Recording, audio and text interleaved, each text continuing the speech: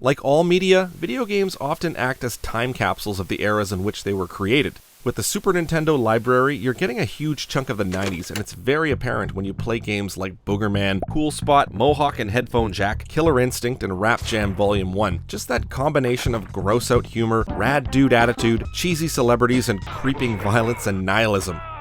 Mwah! The Gen X kids were the cool kids of the time, and they were the ones smoking, listening to CDs with swear words, menacing mall cops, and crowding the arcade cabinets. And as we moved further into the 90s, Western games seemed to want to cater more and more to them. Remember the Play It Loud campaign?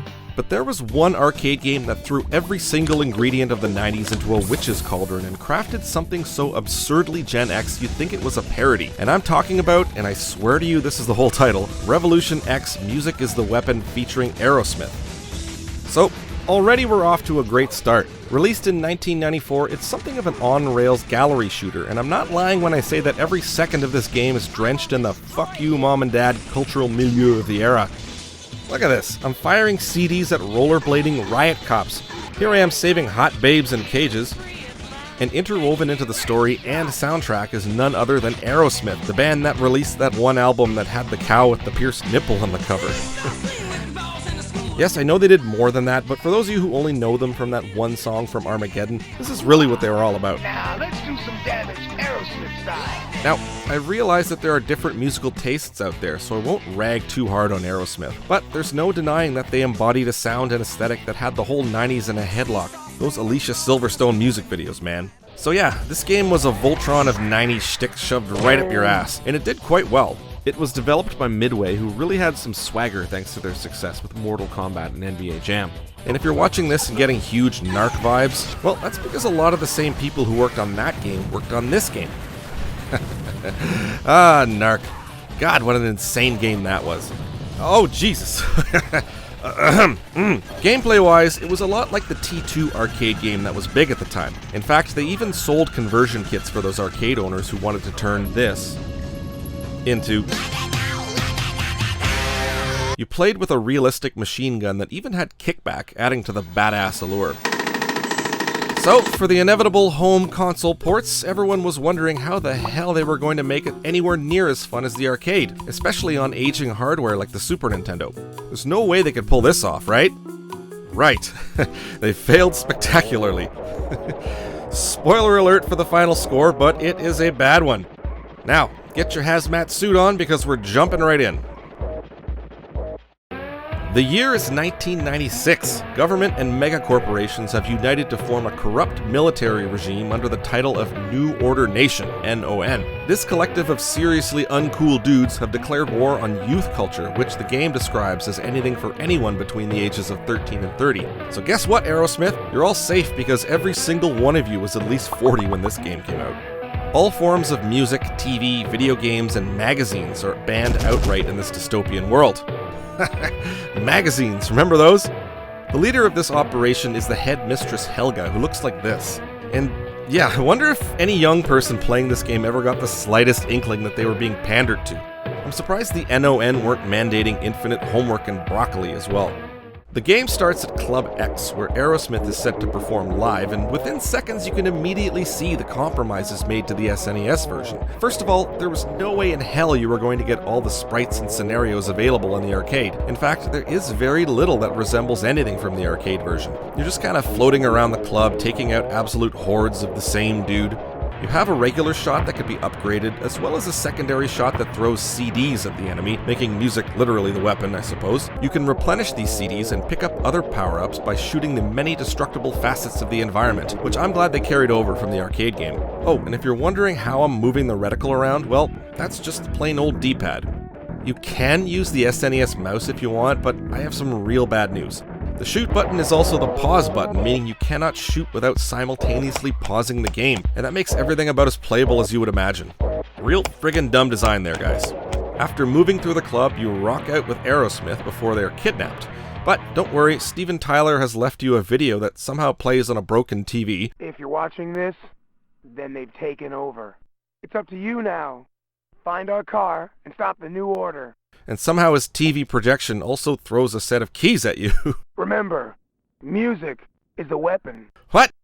You need to find Aerosmith's car next, and you can only do so by stealing a helicopter. Okay. After taking out your first boss, you find Aerosmith's car, which honestly raises about 7 million more questions. Why is it so swanky? Aren't we supposed to eat the rich, you guys? Are you sure you're not moles working for the NON? And how does this car belong to all of you? Do all 5 of you cram in there, or do you, share it or something? Like, Joey Kramer gets it on Tuesdays or whatever? And when you're inside, you could choose one of 3 levels: the Amazon, the Middle East, and the Pacific Rim. So, does the car take you there? Shut up and enjoy the ride, man! Okay, the Amazon level is introduced by Joe Perry, who phones in this line. These guys are maggots. They're putting chemicals in all our food. And it will give you a chuckle with how hilariously un-PC the enemies are. Oh god, this just feels wrong. Are we still fighting the New Order Nation, or are we the bad guys here? As Joe Perry said, they're putting chemicals in the food, so we are here in the Amazon to stop that.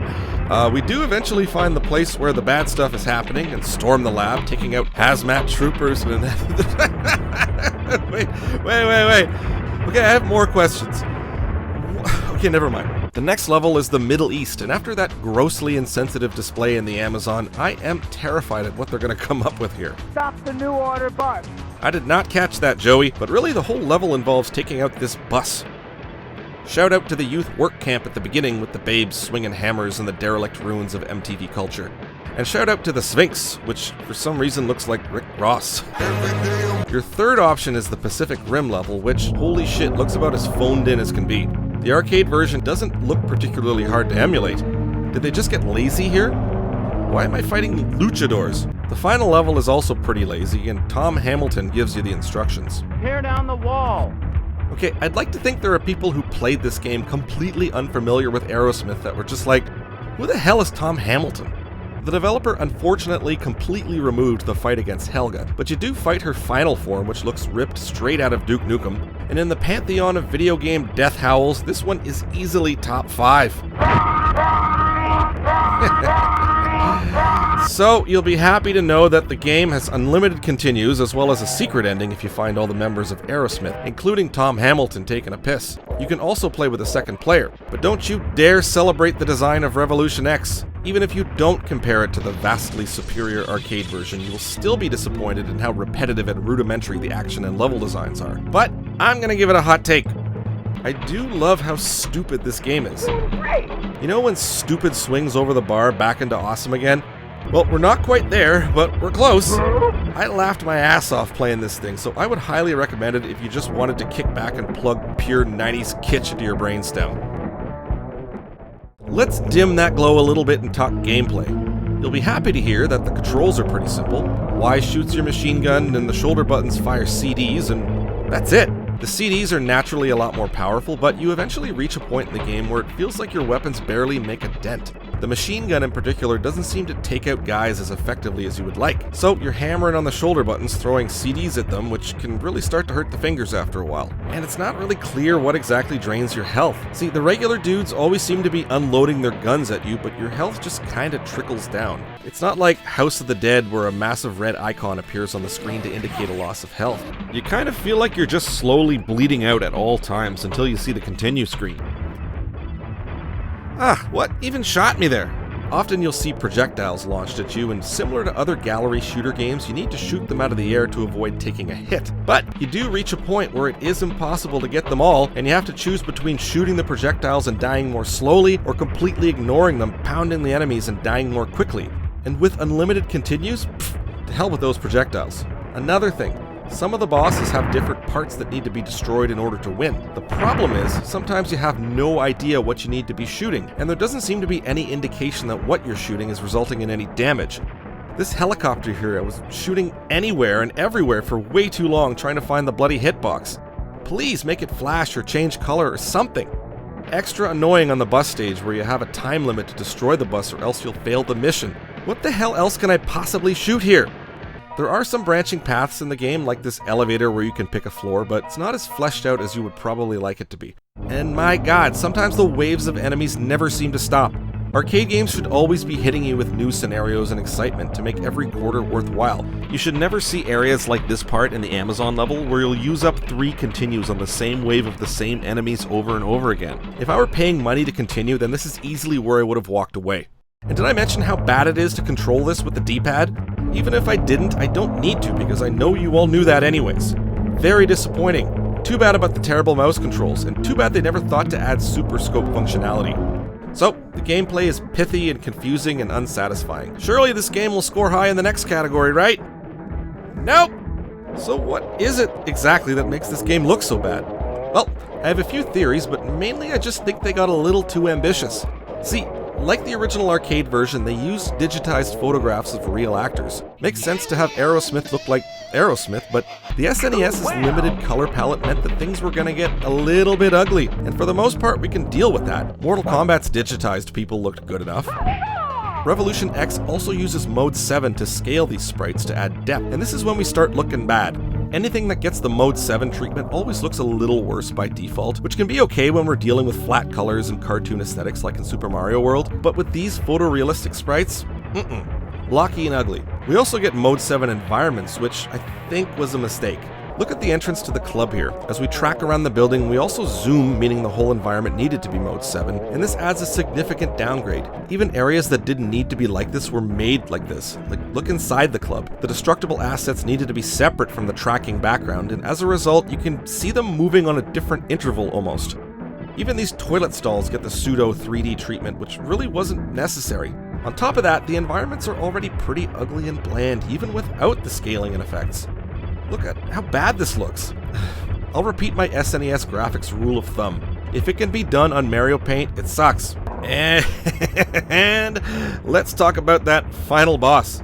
They had some real brass gonads on them, making the entirety of the game's characters photorealistic, and then hitting us with this guy at the very end. Go on, run them on. Come on now. Could we have at least gotten a background? While they did tone down the violence in this last fight compared to the arcade version, at least we got these bloody chunks of flesh and blood raining from the ceiling after you beat him. But I think the toned down violence more so had to do with the limited cart space. Is there anything worth praising about the graphics? Well actually yes. Check out this one hallway animation.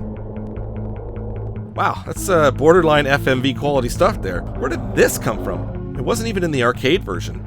They also have choppy videos of the band members before each stage, as you saw earlier, which certainly isn't necessary, but adds that extra bit of Aerosmith, I guess. Overall, I think they really got too ambitious trying to replicate all the scaling and photorealism of the arcade version. Couple that with some flat-out bad art, and you get all-around bad graphics. I would wager that a massive chunk of the cart space in this game is taken up by the audio. The fact that this entire game revolves around Aerosmith means that we absolutely had to get their music in here as faithfully as possible, and I don't think they would have settled for arranged versions of Aerosmith songs using the SNES sound chip. With that being said, you might be disappointed to hear that most of the guitar shredding and audio samples in this soundtrack are not actually from Aerosmith themselves. In fact, you really only get a small sample of Eat the Rich, Ragdoll,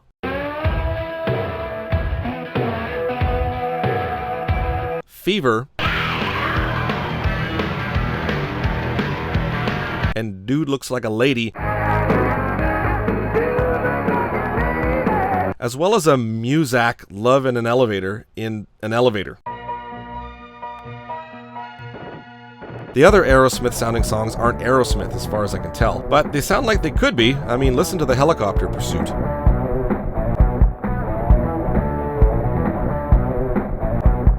The non-Aerosmith music in this game was written by a gentleman named Chris Granner, who's mainly known for writing music for, get this, pinball machines.